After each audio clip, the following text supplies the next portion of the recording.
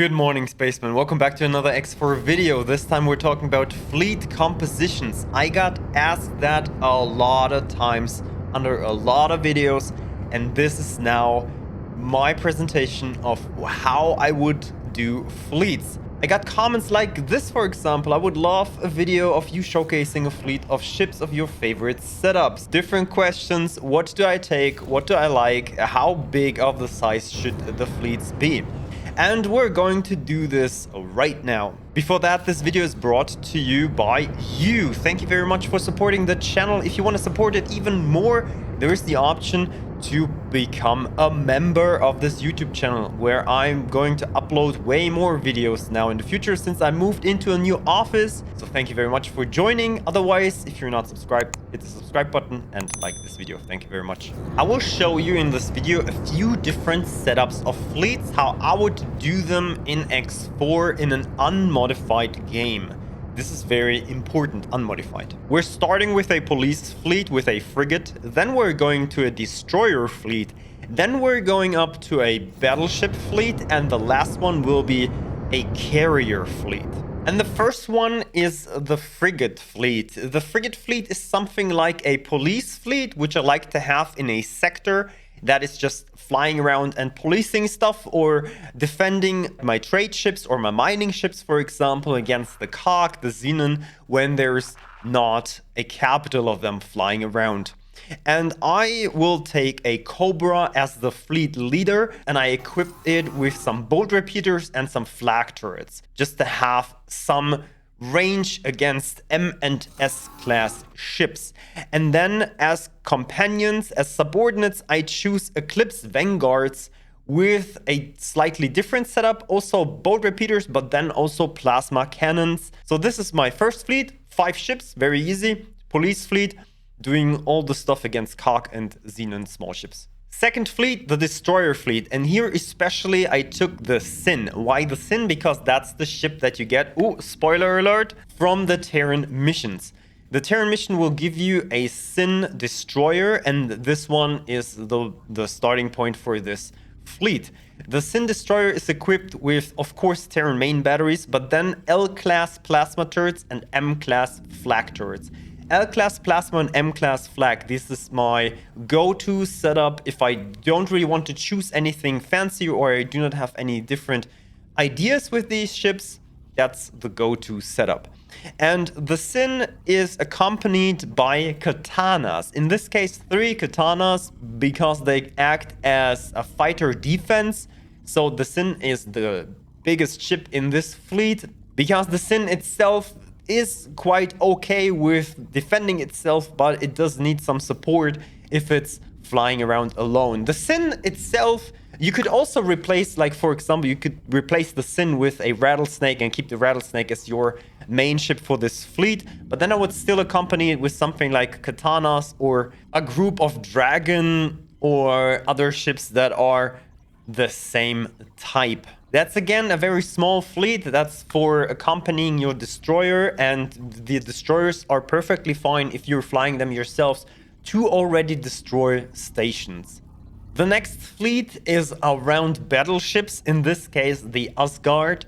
The Asgard is a strong weapon, one directional against ships, against capital ships, and stations.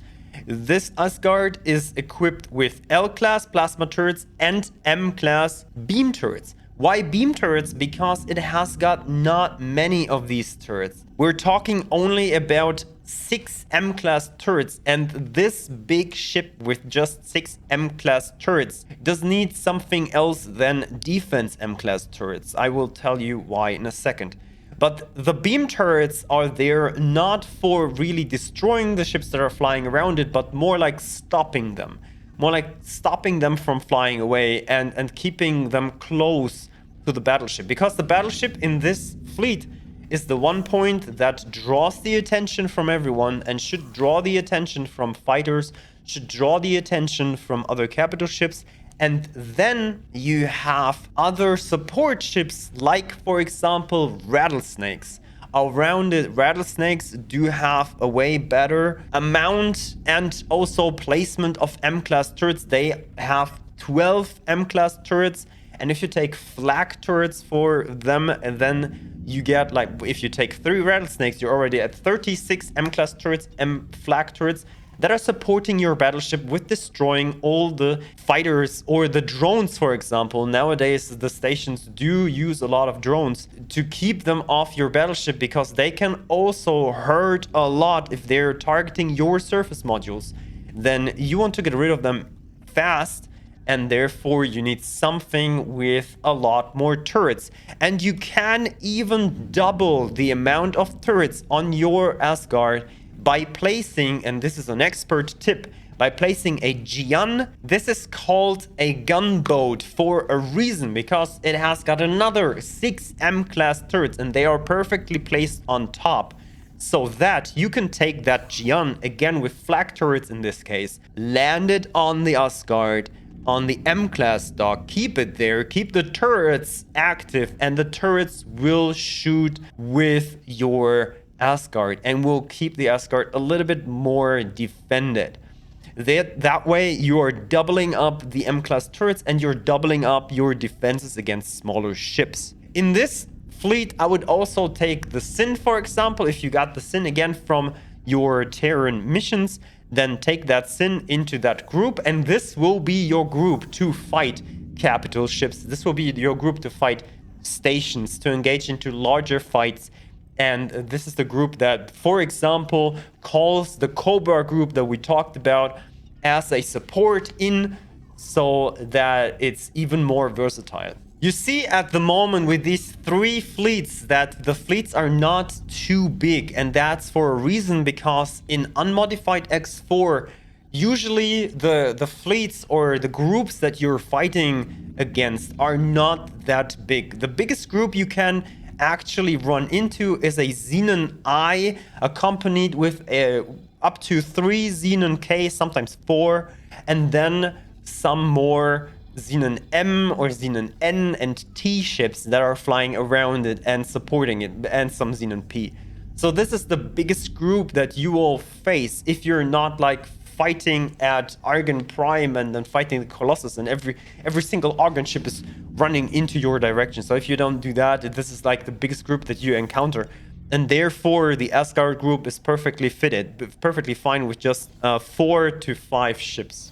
But if you need more ships, and we're talking about the biggest fleet here that I would build personally, this is all a personal opinion, then we're talking about the Raptor group. The Raptor group, Raptor is a carrier, so this group will be big. And the Raptor is equipped with a range of turrets. L-class is always plasma in my case, because plasma is the only viable choice in L-class turrets, if you ask me, because they're hard-hitting against capital ships, and they can also do damage at stations.